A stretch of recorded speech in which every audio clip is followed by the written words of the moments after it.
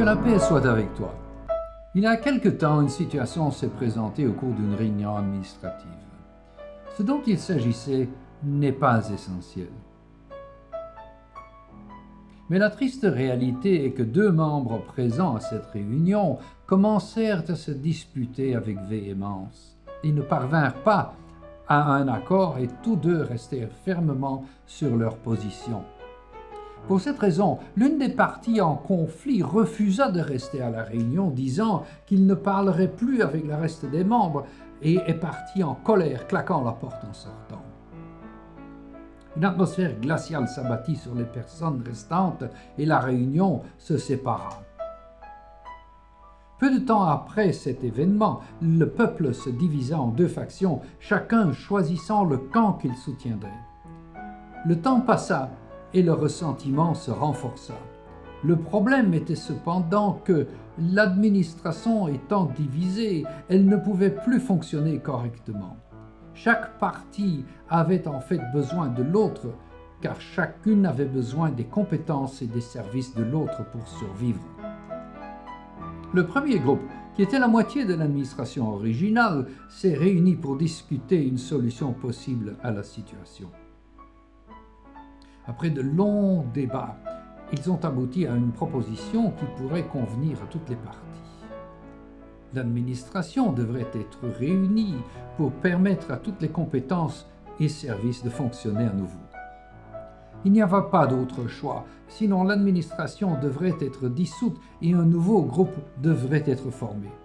Ils devraient présenter cette option de réunification au deuxième groupe. Il fut donc décidé qu'ils enverraient un représentant pour leur parler. Ils choisiraient un homme sage, de bon caractère et l'enverraient comme ambassadeur auprès du deuxième groupe. Sa mission serait d'offrir diplomatiquement la réconciliation avec le premier groupe et ainsi réaliser une nouvelle union des deux groupes. A-t-il réussi? Personne ne le sait. Nous espérons que si. Le point ici est que la tâche d'un ambassadeur est de représenter un parti. Au moment de son envoi, il a reçu tout pouvoir pour parler, proposer des solutions et négocier avec les personnes auprès de laquelle il fut envoyé. Dans notre monde aujourd'hui, nous tous en tant que chrétiens avons été envoyés pour représenter le Père, par Jésus notre Messie avec l'aide du Saint-Esprit qui nous révélera les paroles que nous devons dire. En obéissance à Dieu le Père, Jésus a été envoyé sur terre. Sa mission était de nous réconcilier avec le Père, afin que quiconque qui croit en lui ne périsse pas, mais qu'il ait la vie éternelle. Pour y parvenir, il devrait nous convaincre par ses enseignements que la seule façon pour nous de survivre serait de changer d'allégeance et de rejoindre le royaume de Dieu. Malheureusement, la majorité n'a pas écouté et a rejoint les forces ennemies, le torturant et le tuant par une mort infâme sur une croix de bois. Avant d'être condamné, il nous a donné, à travers de ses disciples et leurs descendants, une mission, être ses ambassadeurs. Il a dit « Allez donc et enseignez à toutes les nations, les baptisant au nom du Père, du Fils et du Saint-Esprit. » Pendant son séjour sur la terre, Jésus a dit à ses disciples « Je vous assigne un royaume comme mon Père m'en a assigné un. » Le mot « assigner » que Jésus a utilisé signifie « donner » ou « conférer ». Ce qui se passait, c'est que Jésus leur donnait toutes les recommandations de confiance ou des références dont ils avaient besoin en tant qu'ambassadeurs de son royaume. Cela signifie qu'il leur donnait le pouvoir de parler et d'enseigner en son nom. Aujourd'hui encore, dans le monde dans lequel nous vivons, les ambassadeurs doivent présenter un document appelé accréditation qui fournit les lettres de créance de l'ambassadeur au chef du pays dans lequel il sera envoyé. L'apôtre Paul a dit « Nous sommes des ambassadeurs pour Christ ». En d'autres termes, nous sommes les messagers du Christ et les agents autorisés du royaume de Dieu qu'il représente. Nous sommes ses ambassadeurs pour représenter et traiter les affaires de son royaume dans les royaumes du monde. C'est un engagement à vie. Une fois que nous l'avons accepté comme notre Seigneur et Sauveur, nous ne pouvons plus regarder en arrière. Voici ce que Jésus a dit à ce sujet. Aucun homme ayant mis sa main à la charrue et regarde derrière lui n'est apte pour le royaume de Dieu. En tant qu'ambassadeurs, nous communiquons partout où nous allons le message que nous avons reçu. Ce faisant, nous sommes les témoins de qui nous représentons. En tant que tels, nous témoignons et présentons des preuves de ce que nous avons vécu.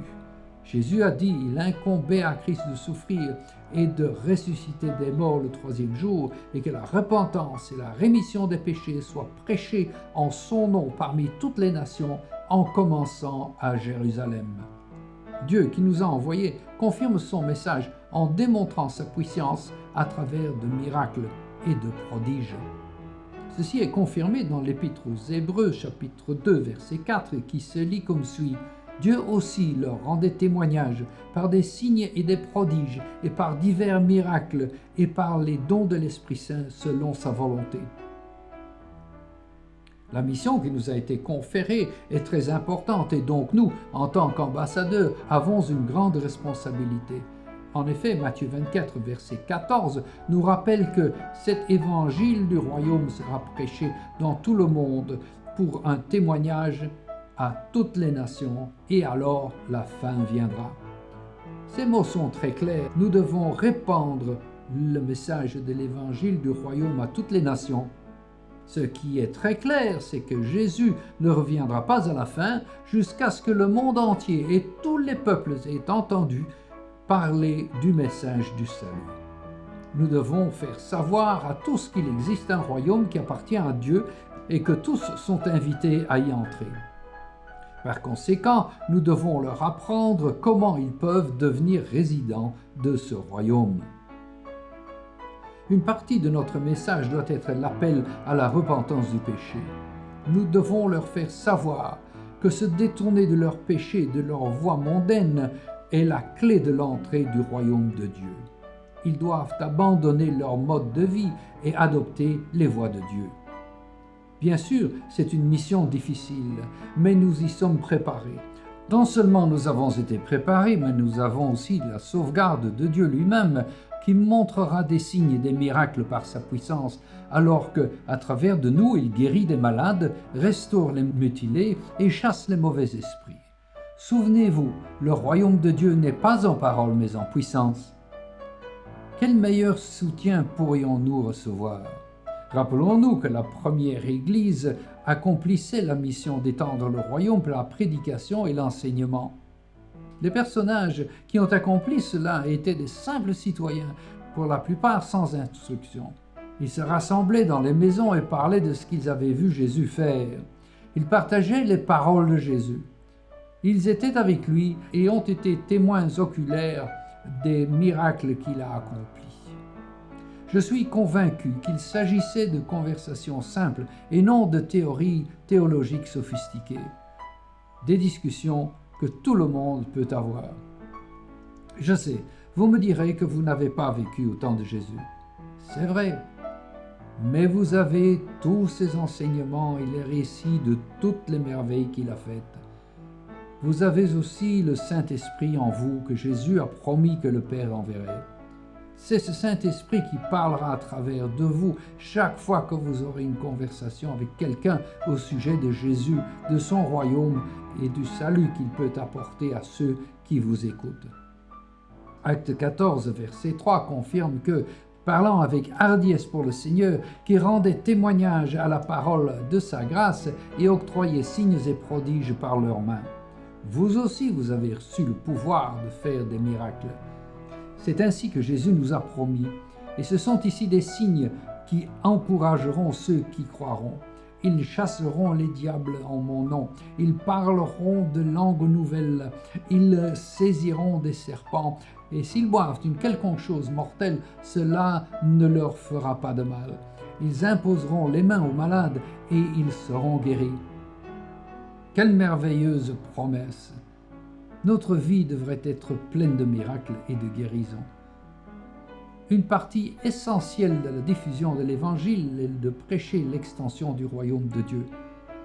Nous devons faire tout notre possible pour établir le royaume. Ton royaume vienne, ta volonté soit faite sur la terre comme au ciel. Cette phrase vient directement de Jésus lorsqu'il a enseigné ses disciples comment prier. Nous devons prier pour l'établissement du royaume. C'est ce royaume de Dieu qui doit venir sur la terre afin que Jésus puisse régner ici pendant 1000 ans. Dieu a suscité l'Église afin qu'elle puisse étendre le royaume à toutes les nations du monde. La plupart de nos églises locales ont perdu la vision et sont plus intéressées par le nombre de membres et par des beaux bâtiments que par la vision missionnaire d'envoyer dans le monde pour étendre le royaume. Par cela, l'Église du Christ a perdu son unité et est divisée, recherchant la concurrence des dénominations et de la quantité de membres. Rappelez-vous ce que Jésus a dit dans Luc 12, verset 31, « Mais cherchez d'abord le royaume de Dieu, et toutes les choses vous seront ajoutées. » Le royaume est également répandu lorsque nous lançons la semence de l'Évangile. Elle entre dans le cœur des hommes et des femmes, et elle fera grandir et étendre le royaume en chacun de nous qui entend la parole de Dieu.